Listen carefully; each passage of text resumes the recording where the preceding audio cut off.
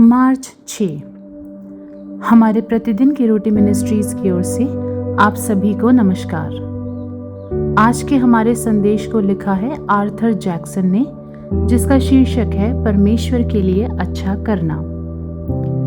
पवित्र शास्त्र का भाग है तीतुस 3 अध्याय 4 से लेके 8 आयत तक।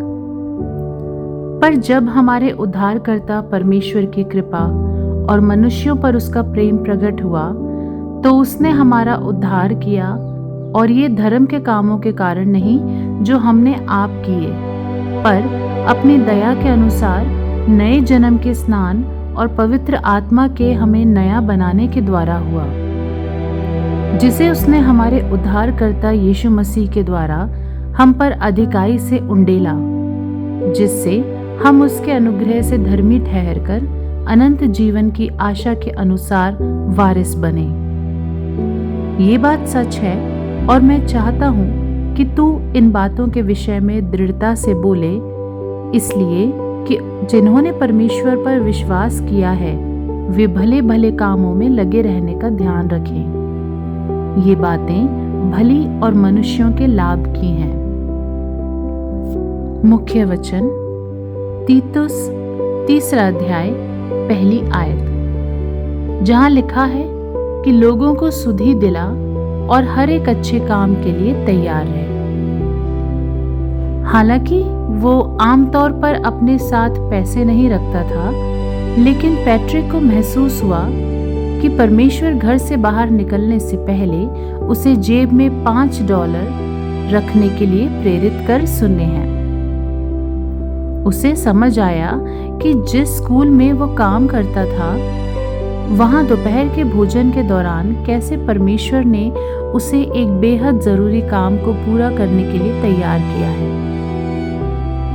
लंच रूम की चहल पहल के बीच उसने ये शब्द सुने, स्कॉटी, एक जरूरतमंद बच्चे को अपने खाते में $5 डालने की जरूरत है, ताकि वो सप्ताह के बाकी दिनों में दोपहर का खाना खा सके।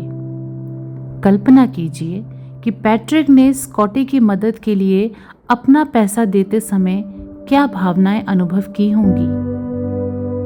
तीतुस में पौलुस ने यीशु से विश्वासियों को याद दिलाया कि वे अपने धर्म के कामों के कारण उद्धार नहीं पाए थे। जिन्होंने परमेश्वर की प्रतीति की है वे भले भले कामों में लगे रहना सीखे।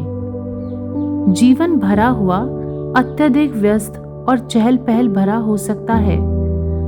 अपने हित का ख्याल रखना पराजित कर सकता है, और फिर भी यीशु में विश्वासियों के रूप में हमें अच्छे कामों के लिए तैयार रहना है।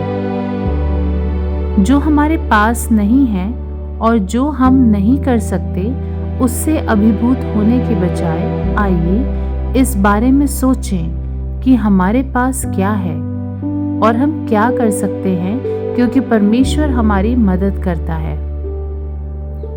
ऐसा करने से हम दूसरों की जरूरत के समय में उनकी मदद कर सकते हैं, और परमेश्वर का आदर होता है। तुम्हारा उजियाला मनुष्यों के समान चमके, कि वे तुम्हारे भले कामों को देखकर तुम्हारे पिता की जो स्वर्ग में है बड़ाई करें। आपके जीवन में अच्छे कामों की तत्परता में क्या बाधा आ सकती है? आप जरूरतमंद लोगों की मदद के लिए अपने जीवन को कैसे पुनः व्यवस्थित कर सकते हैं? प्रिय पिता, कृपया मुझे उस समय के लिए क्षमा करें जब मैंने अच्छा करने के अवसरों को नजरअंदाज किया है। दूसरों की मदद के लिए और अधिक तत्पर और मौजूद रहने में मेरी मदद करें। आमीन।